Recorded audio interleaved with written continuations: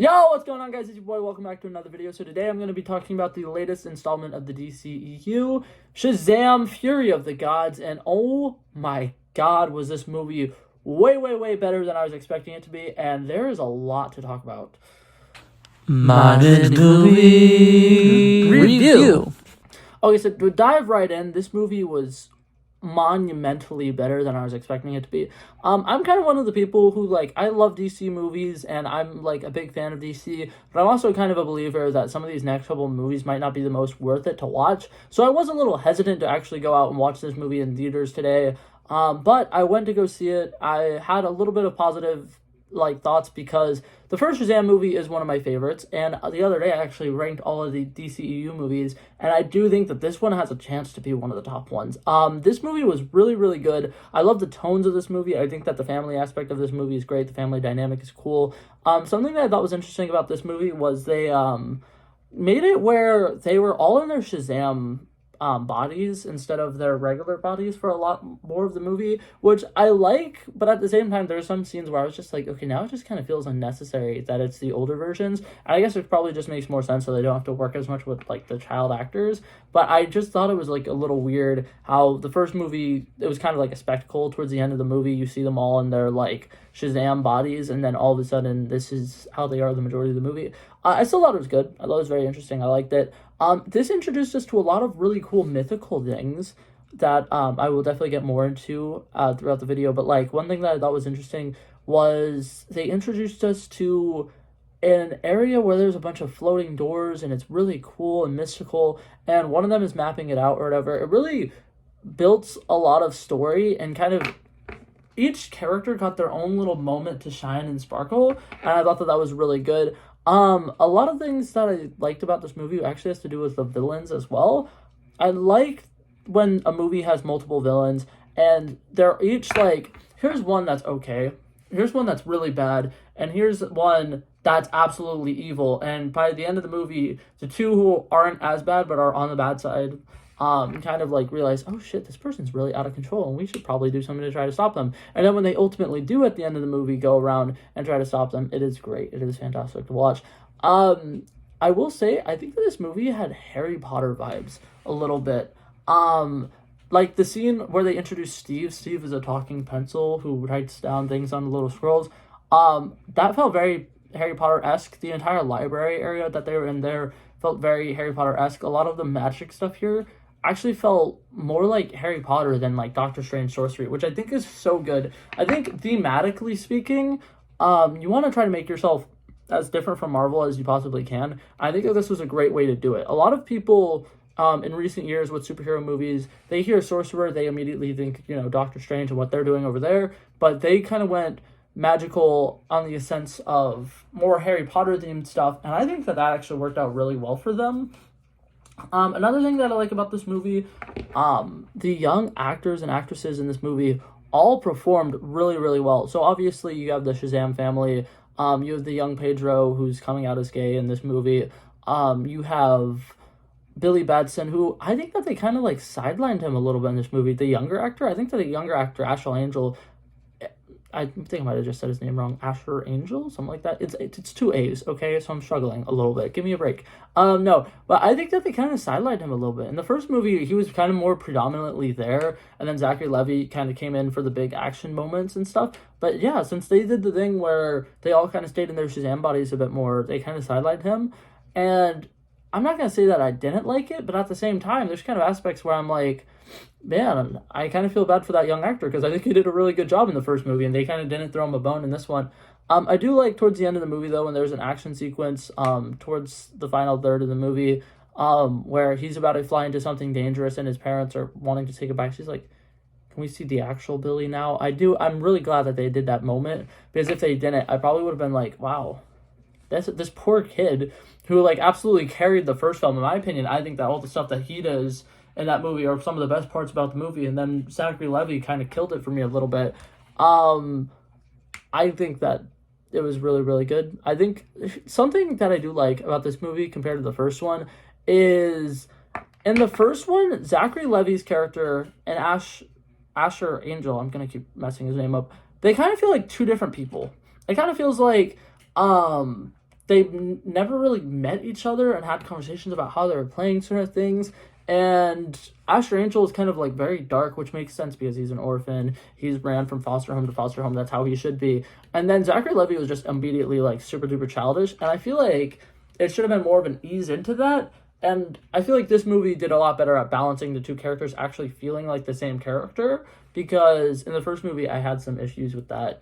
Another thing that I love about this movie, I'm gonna have to look down at my notes real quick because I can't remember the kid's name. Jack Dylan Grazer. There we go. The kid who plays Freddy, phenomenal. I thought in the first movie, I thought he was really good. I loved everything about him in the first movie. I thought that his acting skills for someone who's as young as he is pretty freaking good. I love his character, and I love the fact that like he's walking around on a crunch, but you can tell he's not completely defenseless. And in this movie, they really brought that back in many, many big ways.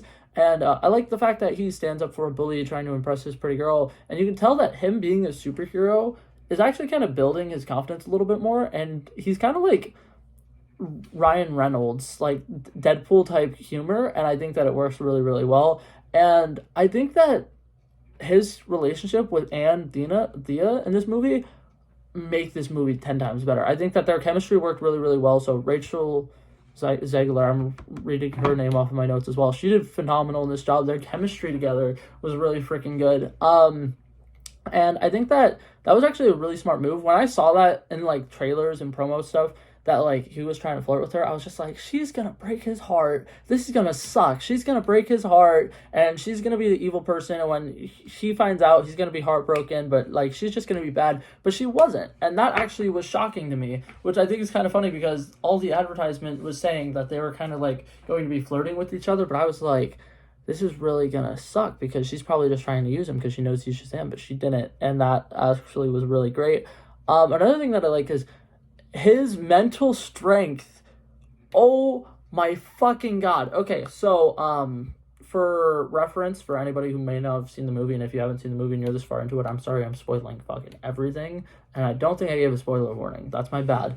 But something that I loved about this was the main evil girl, can't remember her name, is one of the daughters of Atlas. Her power is kind of like mental manipulation, and she can just like whisper something in someone's ear and then they'll do it, whatever. When she tries that on Freddy and it doesn't work, it's so cool, but it kind of makes sense though, because he's a very traumatized kid. It's not going to be easy to get into the mind of somebody who has probably like mental health issues and someone who has so much like layers of self-doubt and like self-hatred and stuff like that. And I think it's so great because realistically, that kind of makes sense. Like someone whose mind isn't fully 100% would probably be harder to mind control. And I think that the way that he portrayed that was really good. The way that he was shown to be a very strong character despite having a physical disability was phenomenal. And I think that directive decision was great. I think that a lot of the director decisions actually in this movie were fantastic. I love the different angles that they shot certain things at. Like there was a couple times they switched in Dutch angles and it looked fantastic. Speaking of camera tricks though, there was one camera trick that I wish they would have done that they didn't. At the end of the movie, I've mentioned this scene already, sort of, kind of. Billy switches back to Billy so he can have his meaningful goodbye with his parents. And then he says Shazam and turns back into Zachary Levi. The kid and Zachary Levi are like the same height. So he yells, Shazam! And it's supposed to be cool because he's turning into this big buff superhero. But he was like the same height. I was like, okay, you guys should have done a like little camera trick to make Zachary Levi look bigger here. Because although Zachary Levi is like buff, obviously, he's the same height. So it's like, he does this thing and we're supposed to feel so empowered, but he's the same height. It's just like, Shazam! And then, it was so funny to me. I'm not gonna lie, that was one of the only moments that I was like, okay, that was a serious moment that I started laughing at. I will say that though, this movie nails the fucking humor aspect. Everything about this movie was great. I loved a lot of the humor. Something that I like about this movie in particular, there's a lot of movies and TV shows that have high school age kids who you can tell they've never had interactions with modern day high schoolers at all. And I think that they do a great job with writing the young characters in this story, which is good because if the majority of your cast is going to be young, you should have good young people, dialogue, whatever. And I think that they do a really good job with that. There's a lot of really funny scenes in here. I'm not going to try to give any of them away. But one thing that I do love is there is a scene, and this absolutely kills me, but I honestly couldn't even tell you why, but I literally could not stop laughing for a solid minute. But they're just like hanging out in the lair, talking about their plan, something super serious, and then someone's just like, "There's our piano that's on fire. We don't know why that's like that." And then it just cuts to a piano that's on fire, and there's like the eternal fireplace of the not piano, it's a violin that's just on fire. And I don't know why, but it made me laugh so much because it's like in the middle of a somewhat serious scene, there's like, and we have our violin fire over there that's been on fire for eternity. And I just started laughing so hard that I probably missed a decent amount of dialogue that happened after it, but I thought it was fantastic. A couple other things I want to talk about. Jack Dylan Grazer, I've talked about him a lot. I think he did so good in this movie. I'm not gonna like go ahead and say, oh my god, he deserves an Oscar for like best supporting actor. I think he did a phenomenal job. I cried during this movie because towards the end of the movie, Billy makes like a sacrifice play and he's like down and out or whatever, and Billy's crying. He's not okay. He's really crying. And what's it called? I said Billy. I think I meant Freddie. Freddie was down on the ground crying. He was not okay. And what is it called? His acting in that was fantastic, and the way that he kind of like is trying to be like in denial that he's dead is really good because what is it called, when he first sees him, he's just like, okay, you're supposed to be laughing now, you're supposed to be like, haha, I got you, why aren't you like that? And then he's like, dude, stop, and he just starts breaking down, and it's so fucking good. That actor did fantastic. I'm not gonna lie, I was mesmerized by his work. I'll probably go back and watch this movie in theaters again. I actually really liked it. But man, another comedic scene that I actually thought was absolutely great was everything kind of goes to shit, and the heroes kind of don't really have time to switch back to their younger selves to go save their parents. So they run into their parents' bedroom, all like looking like adults or whatever. And what is it called? They're like, okay, we really got to tell you our big secret or whatever. And then they're like, okay, on 3, 3, 2, 1. I'm a superhero. And then there's just the one kid that says, I'm gay. And then everybody looks at him and is like, we know. And it's so funny because, God, the way that they set up their jokes in this movie were fantastic. And I feel like almost every single like thing in this movie that's supposed to be funny lands so well with me. This style of humor was great. The storytelling was great. And I kind of hope that they keep this. When we reboot the DCU or whatever, I hope we get another Shazam movie, and it's the same cast, and it's the same director, and I loved it. I thought it was great, and I'm actually really excited to see where some of these storylines go.